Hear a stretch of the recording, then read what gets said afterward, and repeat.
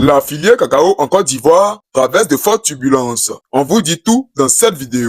La filière cacao en Côte d'Ivoire, pilier majeur de l'économie nationale, traverse actuellement une période marquée par de fortes turbulences. Premier producteur mondial de cacao, le pays fournit près de 40% de la production mondiale, ce qui fait de cette matière première une ressource essentielle pour les revenus de millions de producteurs et pour les recettes d'exportation de l'État. Cependant, depuis plusieurs mois, la chaîne de production et de commercialisation est confrontée à plusieurs difficultés qui fragilisent l'équilibre du secteur. L'un des principaux facteurs de tension reste la baisse de la production liée aux conditions climatiques difficiles. Dans plusieurs zones cacaoyères, les producteurs font face à des périodes de sécheresse prolongées, des pluies irrégulières et la propagation de maladies affectant les cacaoyers. Ces phénomènes ont contribué à une baisse du rendement dans certaines plantations, limitant les volumes disponibles pour l'exportation. Paradoxalement, cette baisse de production a entraîné une hausse spectaculaire des prix du cacao sur les marchés internationaux. Les coûts ont atteint des niveaux historiques dépassant parfois les 10 000 $ la tonne sur certains marchés. Si cette situation semble favorable en théorie pour les producteurs, la réalité reste plus nuancée. En Côte d'Ivoire, les prix payés aux producteurs sont fixés par l'État au début de la campagne, ce qui signifie que les planteurs ne bénéficient pas toujours pleinement